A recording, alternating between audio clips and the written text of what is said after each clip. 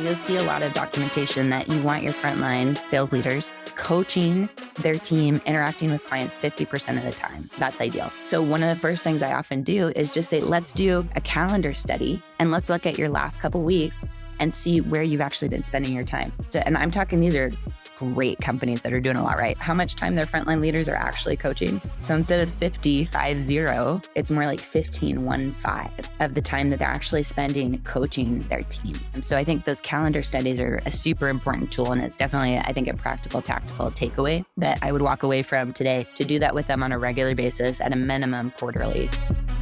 This is Reveal, the Revenue Intelligence Podcast, here to help go-to-market leaders do one thing: stop guessing. If you're ready to unlock reality and reach your full potential, then this show is for you. I'm Danny Wasserman, coming to you from the Gong Studios. Howdy, howdy, howdy, for any of those John Oliver fans out there. His last week tonight salutation of welcome, welcome, welcome. I kind of like howdy, howdy, howdy, right? I'm from Colorado. I'm a Denver guy. I look like a doofus in a cowboy hat, but that one just feels right. Anyways, we digress. Welcome back to Reveal. It's no longer Sasserman. It might be Danny the Rev for Revenue Intelligence, or maybe we just say, well, do we like Wausauce Boss? All that is to say, the moniker shopping continues, but we're not talking about me. We're talking about this week's jam-packed episode covering everything there is to know about how to coach and grow, and we're going to come back to that acronym, grow rockstar sales reps out of equally rockstarish leaders. Well, question for you. Did you know when you contemplate all of the virtues of leadership that there's a fundamental difference between coaching, teaching, and directing? Yes, there is, and we should not marginalize the distinction of when you use any of those three modalities of management. To tell you a little bit more about that, we've got Sarah Bedwell joining the Gong Studios. She's the founder of Sarah Bedwell LLC, which is her own business helping go-to-market leaders cultivate even more effective and impactful strategies that drive results. Because we heard from our listeners, you want tactical blueprints leaving these episodes. She's going to give you just that. We all want our sales teams to be in line. And really, coaching them to a T is Sarah bringing all of the most effective elements from her playbook that are being widely utilized across the go-to-market and technology spaces. I've got a personal relationship with Sarah that I'll tell you about at the end of the episode. She's made an incredibly impactful and formative impression on my life personally and professionally. And I'm excited because she's also going to hit you between the eyes with this idea. Would you say in your sales process something that is inherently not super sexy, sounds kind of trite? Well, are you, in running your sales process, a ready, fire, aim organization or a ready, aim, fire organization? A conundrum that is plaguing more organizations than we'd care to admit. So with that said, I'm thrilled to shut up, put a cork in it, and yield the floor to the sales leader queen herself, the savviest of strategists, Sarah Bedwell. Join us. DJ, spin that. I'm quivering in my boots, not because you're intimidated, but I'm quivering in my boots only because I want to do this opportunity justice. Sarah Bedwell, welcome. I hope that was sufficient, but welcome to Reveal.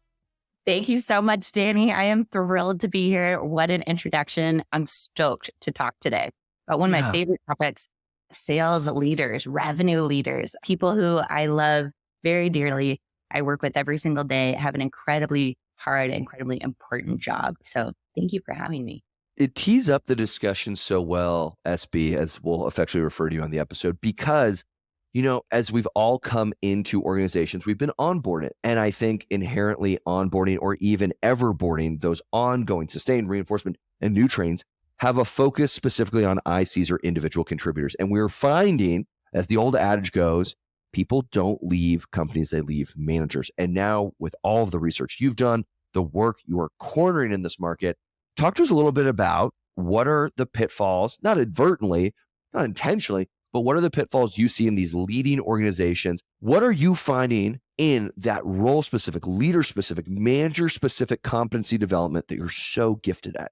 Yeah, so the cool part is that I'm actually seeing some really common issues across companies of all sizes. So whether you're big or small, there's a couple lever points that I think everybody should be pulling right now. And specifically that is sales process. So do you have a rigorous sales process with customer verified activity that was built the proper way. So just having one isn't enough. You got to have the right kind. Are your frontline leaders making time to coach to it? How are they coaching to it? And I have yet to visit a company yet where they're actually 10 out of 10 on all three of those things. And it's one of the most important things that you can do to get a double-digit increase in your win rate and in your revenue attainment. And right now, a lot of companies are really thinking about churn is so important. And I think the thing with the frontline leaders is, we've all been doing this for such a long time and you've seen it so often, big initiative gets identified at the top, a training gets rolled out, everybody is quote unquote trained. But if you take the time to go and then watch the conversations and that your frontline sales leaders are having with their teams to actually go and implement that, it's a bit of a chilling moment. And it's not their fault. It is not their fault. If you pull up the calendar of a frontline sales manager today, you see a wall of meetings. I mean, these are some of the busiest people in the entire organization. So how can we put some things in place that really help them be as great as they want to be and they're striving every day? And it's really those three things. And I'm super passionate about all three. So we can dive into whatever you like, Wasserman. Let's do all three of those. The first one, and forgive me because when you say you need to have a sales process, like, oh, duh, like, isn't that kind of a trite, kind of like, no shit?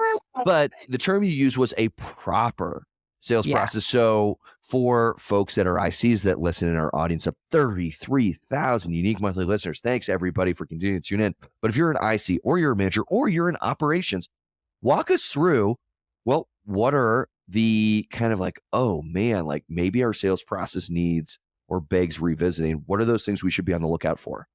Yeah, absolutely. And first of all, I just want to acknowledge a lot of people, like I was talking to an incredible enterprise leader, a couple of days ago, and she's like, oh God, another sales process. So I know that for most of us, I mean, I experienced it in the decade I was selling. It was just bullets on a page and it was a pain in the butt more than anything else. When you get a real sales process, it is so empowering. I use it with every single one of my clients. It's been, when I'm selling, it's transformative. And so here are the differences. Most of the time what I see, and I'm talking about blue chip, premier technology and healthcare companies that are doing a lot right. I go in and I see these things. So first of all, our sales process was built from the inside out, meaning it wasn't built based on how buyers buy. And then we aligned to that. It was built, 3 years ago because we went and interviewed some of our top salespeople and we said, okay, what are you guys doing? So it's not actually based on the buyer's journey. That's the first thing. The second thing I see a lot of is that the exit criteria to move between each stages are not customer verifiable actions. And what I mean by that is as you leave each stage, the decision point on whether you can move that deal forward should be an action that is verifiable by you that the customer takes. And I can give you an example of that. And then the third is most of the time, they're not actually coaching to it. So between those three things, yes, technically you have a sales process, and I can absolutely assure you it's not being used to drive the results that you're thinking. When we don't have actions that are checkpoints that are customer verifiable or the other criteria that you just outlined, what's at stake? Because to your point, we've got these blue chip companies that have something. It may be rickety, it may be janky, but they've got something. Really? What are they leaving on the table by having an inefficient or a less than optimal sales process today? So much. And what's so cool about this, by the way, is that at least in the research I most recently read, only 1 in 5 companies are doing this. So if you're out there right now and you're looking for a competitive differentiator, this is absolutely one. So I was talking to a client last week and she said, Sarah, one of the biggest things that's on our mind right now is churn, right? With market conditions being the way that they are, it used to be that if we could just work with kind of like the, mid-level decision maker and keep them happy, they would renew. And now all of a sudden there's all these people in the deal, they're laying people off and the numbers are going down. And so I said, okay, well, talk to me, like what process have you put in place for your teams to mitigate this for, a continuous process of communicating value realized and joint account planning? Well, we don't really have that, but our people are super smart, right? So I think that what we're finding is even in these companies that have done so well where literally they told me we didn't have enough churn to have enough data to analyze, to figure out why people weren't renewing. That's how good we were. The picture has totally changed. And so I think what people are seeing is they're seeing a ton of churn because they're not engaged at the right level and communicating value the right way.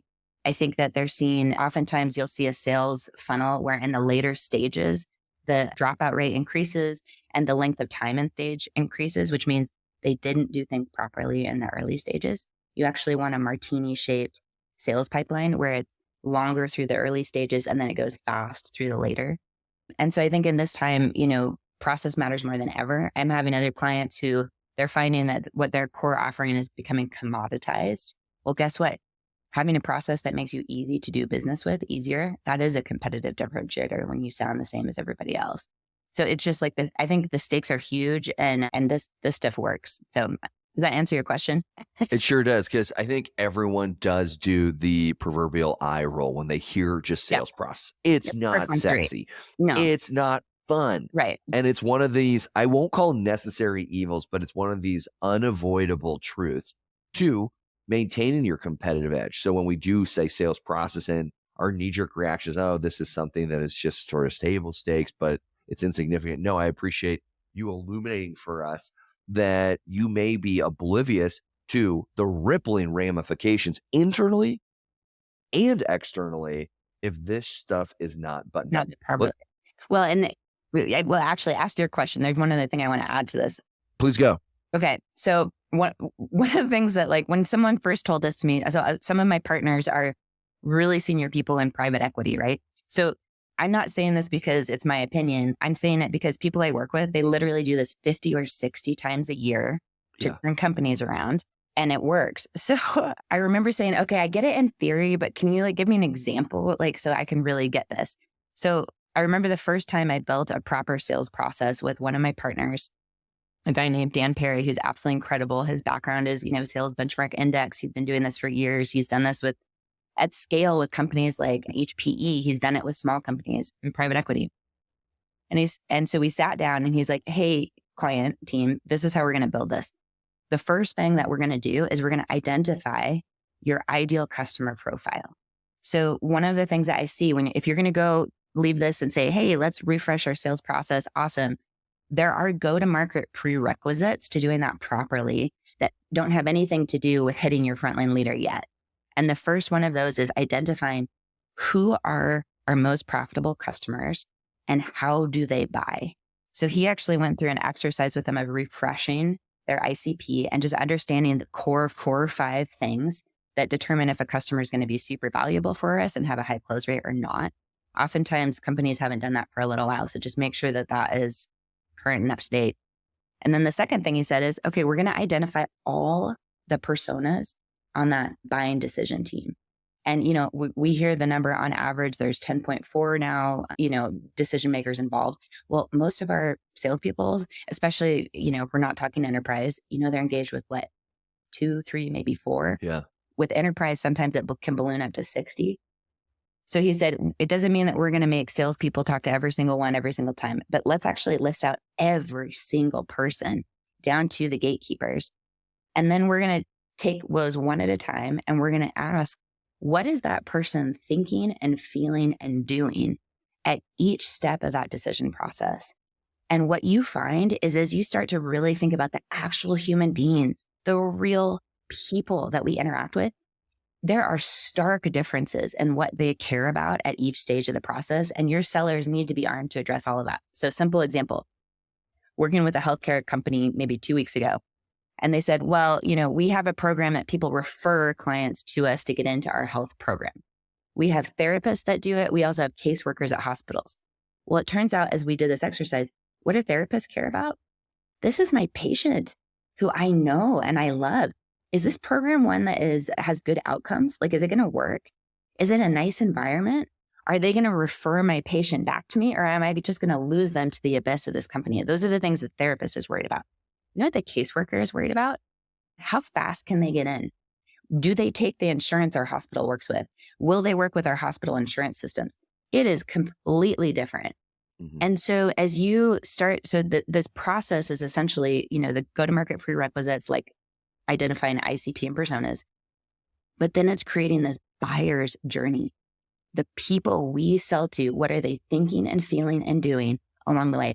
And it's only once you actually have that map, then you create your 3 sales processes, lead generation, opportunity management, value realization. Now, what I've found when you do it that way and you apply it correctly with the making time for coaching and the actual coaching, it makes it so clear what your strategy should be in deals. I mean, it's just revelatory. And I use it with all my own clients and it's transformed my business. So I'm hugely passionate, but I hope that helps paint a little bit of a picture of what's different than, going and interviewing 3 of your salespeople and say, what did you do? Okay, let's tell everybody to do that again every single time. Well, it is a really nice transition into, because we talked about, okay, you just need to have a sales process. You talked about your 3 things when we kicked off this episode. I want to make sure we get to the second and the third things so people know exactly what is or isn't missing. But then if we could, let's save time, because you've alluded to this importance of sequencing. So why don't we hit off the second and the third, and then we'll pivot. Okay, perfect. So, I mean, the nice thing, making time for coaching isn't too long of a topic. It's so funny. So, you'll see a lot of documentation that you want your frontline sales leaders coaching their team, interacting with clients 50% of the time, or, that's ideal.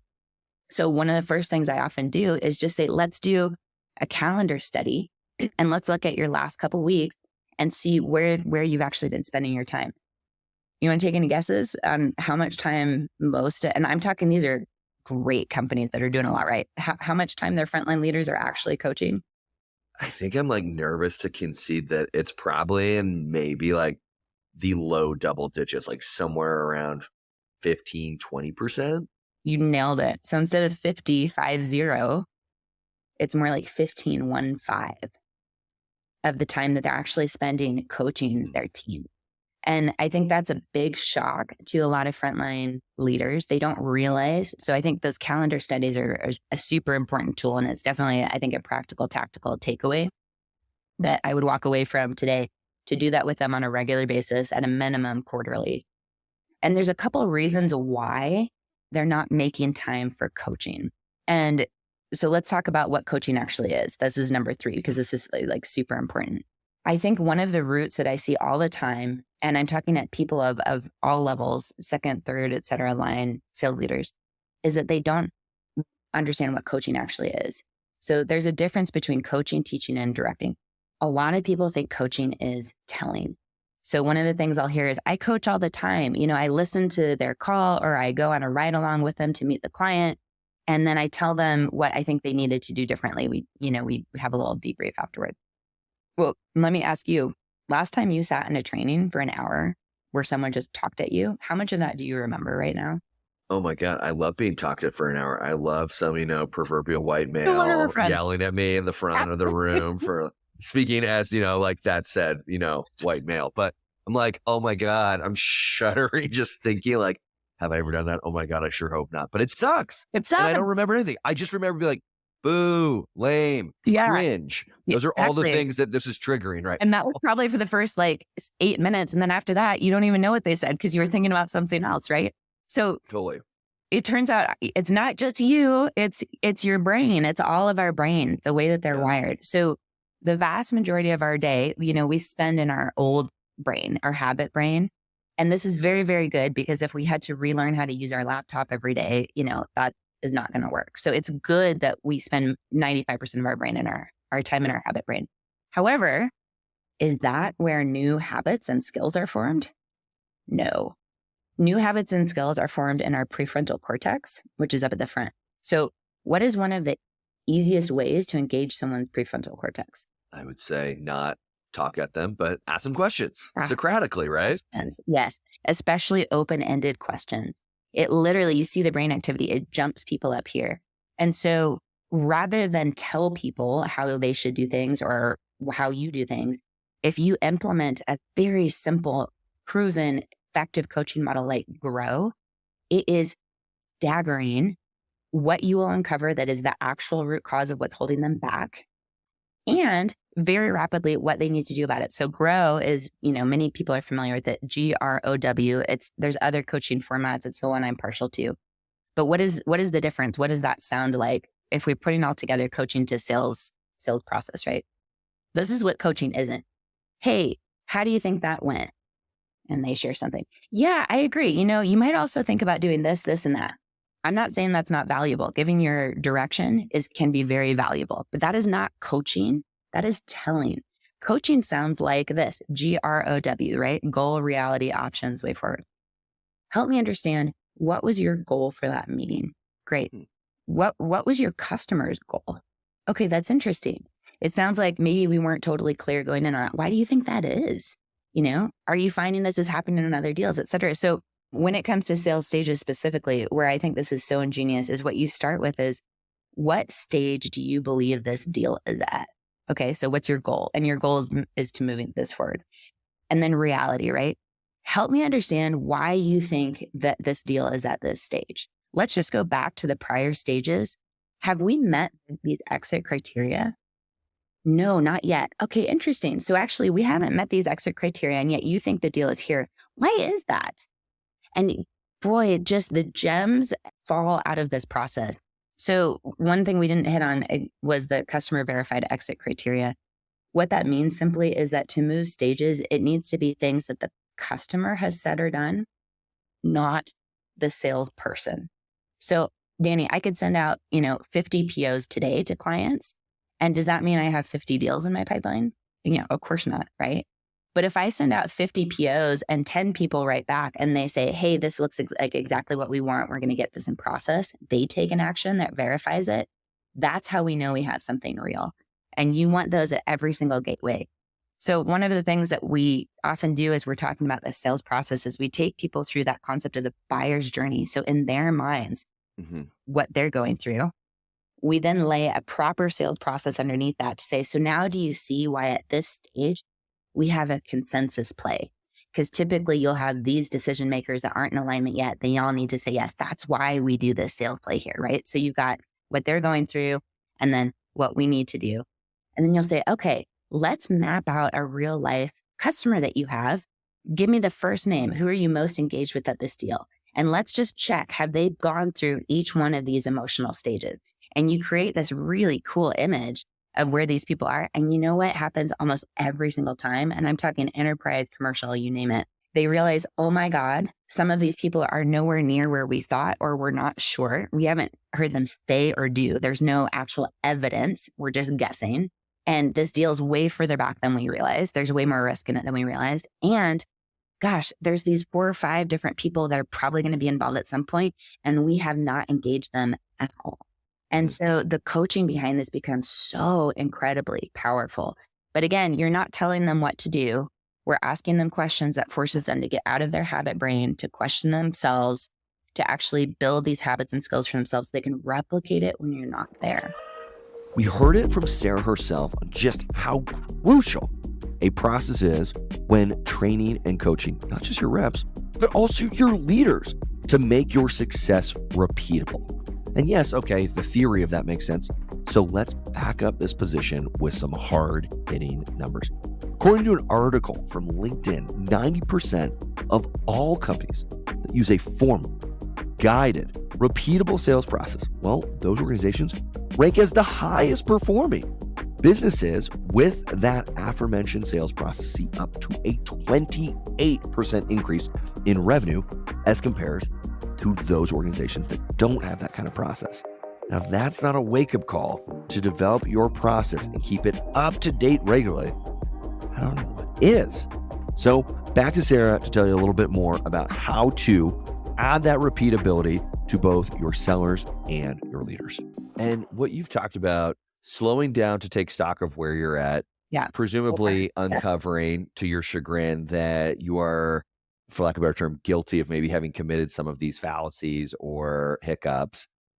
But what now? Okay, so we have acknowledged that we're kind of in this like reactive, oh man, we're going down a different trajectory, rather than being, I've heard you say this before, I mean, just because of the speed in which we're forced to operate, rather than being this like ready, fire, and then re-examine, did we aim in the right way? Sarah, when we, acknowledge we are a ready, fire, aim culprit, how do we become more of a ready, aim, fire organization? Great question. So like, what do we do with all of this? There's plenty I think organizations can do on their own. I don't think they Okay. need to hire fancy consultants to do this stuff for them. That being said, there are some very good consultants, others that will do your sales process, by the way, exactly the same way. So we can always talk about firms I recommend. But I think it's number one is you do need to get those go-to-market prerequisites right. And you do need to map out your buyer's journey for your current market conditions because a lot has changed in the last 6 to 12 months. You probably have a lot more people involved in making decisions on your deals than you did in the past. So even if you had a good one, you should be revisiting annually. It's time for a refresh probably anyway. And then create the sales process from that. But the trick is then, okay, so we have a great, let's say we wave a wand, we have a great sales process in hand. Well, how do we get our frontline managers enabled to do this? And what you absolutely don't want to do is sit them down in a sit and get, one-time training. So of course you want to be doing things like make sure that your sales force reflects your sales process. Doesn't mean you need to change your sales stages, but in terms of the detail of each stage, it should be reflecting that. So your system should support it. Marketing should be involved. So all of those questions that you're realizing that a persona is asking at each stage, those are brilliant questions for marketing because marketing in their materials is answering those questions for those people. And then you need to train your frontline managers. And I think one of the things that we found with clients is people learn a skill with coaching and practice and feedback over time. So we have a phenomenal client. I mean, one of the most talented I've ever worked with. They were implementing a frontline leadership program. And at the start, we measured, I don't know, I want to say like we identified 5 or 6 different key skills that were really impactful to them that they felt they needed to improve on. And we measured them at the start of the program. One of them was coaching. So one of the ways we did this is we actually used, a brilliant call recording software, analytic software, and we had them record their one-on-ones with their own team. So in the moment that frontline manager is coaching their own salesperson, they recorded that on private. And you want to see that, they're talking less than half the time. That's a coaching conversation. Well, some of them were talking upwards of 70% of the time. So it was a really clear marker that they're not actually coaching yet. So we put them through this program, 3-day boot camp. At the end, they're just shouting, this is the best thing ever. This is the best training we've ever gotten. We're so inspired. This is why we work here. Great, right? Success. No way. We picked 2 of those skills. One of them was coaching to reinforce for 5 weeks after the program. And the way that we did it is we actually observed them applying this behavior in the field. We coached them, what was your goal? How did that actually go? Where do you feel like you got stuck? Okay, what could you do better next time to get closer to your goal? Okay, way forward, what will you do? We did that week over week. We even had them do things like print out their transcripts and highlight in yellow when you asked an open question and highlight in pink when you just talked at someone. And highlight in blue the thing that you said that mattered most that really opened that person up. And so over the course of the 5 weeks with this constant coaching and reinforcement on this specific skill, we saw their talk percentage time drop to below 50%, which is awesome. We saw their transcripts go from a wall of pink of them talking at people to, lots of yellow, lots of blue, open questions, things that really got to the heart of what was holding their team back. And we heard their team say things like, I feel like for the first time, my manager's sitting on the same side of the table as me. I feel so empowered because now we realize that I'm actually able to lead my own negotiations at this stage. I didn't even realize I had the confidence to do that. I mean, it was so cool. And so we measured those same 5 or 6 skills at the end. Guess which are the ones that people made meaningful progress on? The 2 we reinforced. Coming out of that sit and get, and by that I just mean like a one-time training event, they felt enthusiastic about all of them. But where they made demonstrable progress was what we reinforced week over week with one-on-one observation and coaching. But the thing that is so cool about that is now those frontline managers, they're going out and creating whole teams of people that know how to do that. And that's why this is such an important lever point. So I think that's the takeaway is, get the go-to-market right, get your sales process right with customer verifiable exit criteria that's rigorous, that was built from the outside in, from the buyer's journey in, make time for coaching, get out of this 15%, get to 50%. We could always talk about that in another podcast, Danny. That's fun. And then it is teach them how to coach properly by coaching them properly over time. And for the folks that have enrolled in this program that you so successfully ran, we have leaders of all different shapes and sizes. We have leaders who were wildly successful ICs who have been promoted because that is the next rung in the ladder for their career progression. We have some leaders who have been in leadership people management roles for decades. And I'm wondering, do you see similar resonance across that audience, given how diverse it is? Or is this really more like oh, okay, as you're continuing to sort of bumble your way through finding your rhythm as a new leader, this is for you. But if you've been doing this for a decade, you're fine. Talk to us about that. It's such a good question. I would say it's been almost universal in my experience. Big companies, small companies, you definitely have people who oftentimes in more senior roles, or maybe they came from a great training company like LinkedIn, where they've been taught about coaching before. But I remember, we ran this program with one of those people, and he said to us, Danny, you might have even been there, but he said, I feel like because it's gotten so much harder in the last 6-12 months that I've taken over so much from my team. I got scared. I dove in. I got my hands in their deals. And I feel like I've been thrown in a river. And this was you guys literally walked alongside the river and you took my hand and you pulled me out. And you reminded me what I need to be doing as a leader of coaching to develop my team.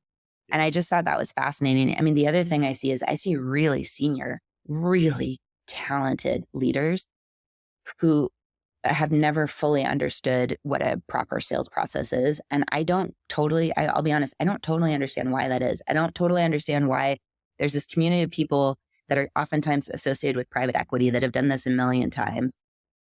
And then there's all the rest of us that haven't.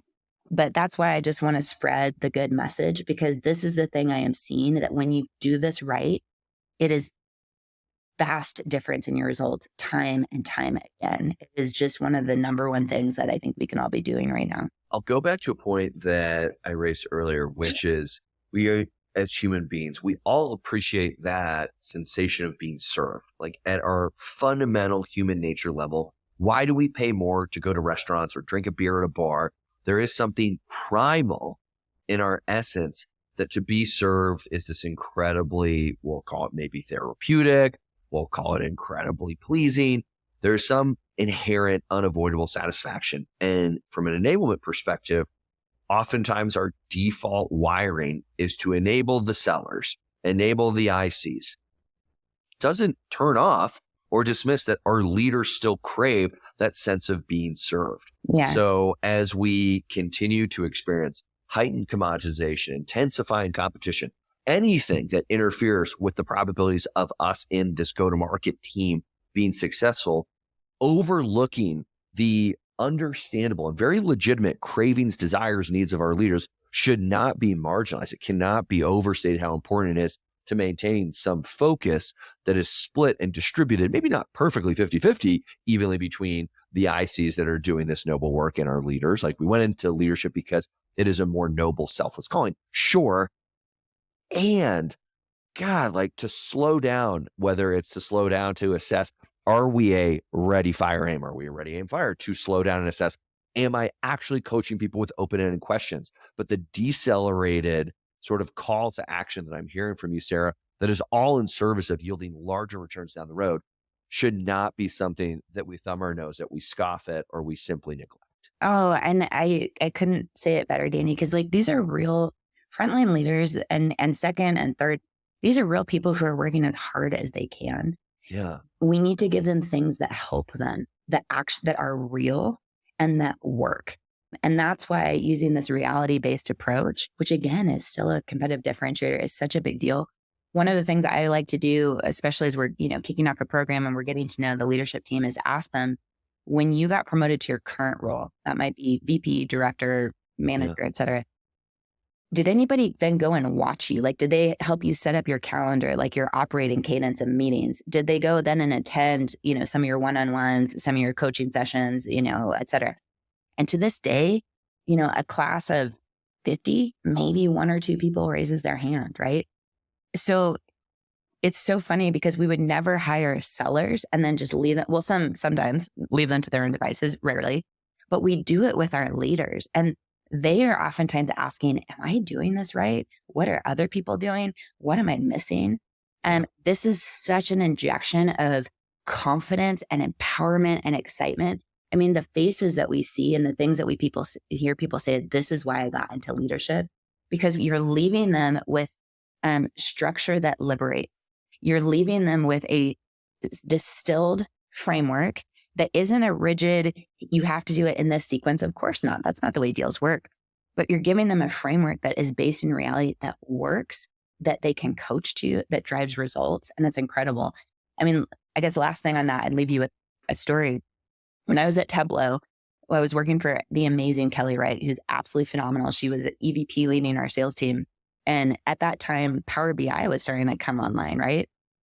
Oh my God. So Power BI, it's free. They're offering it to their entire customer base. And, I'm going to charge $2,000 at that time for a license of Tableau that on this very, very surface looked similar enough that it was confusing prospects, right? And so what we found is all of a sudden our win rates started going down. It was the first time that it happened. I mean, Tableau had reigned supreme for quite a while. So our team hadn't built up that skill set on how to deal with increasing competition, with the impression of commoditization. It wasn't, but the impression.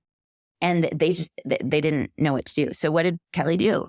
She had some of the smartest people in her company stand up, and for an hour, I think it was 30 minutes actually, every single all hands. So once a month, they would talk about why we're different, why we're better, what features to talk about, what to say, et cetera. So did this make an impact on our win rate?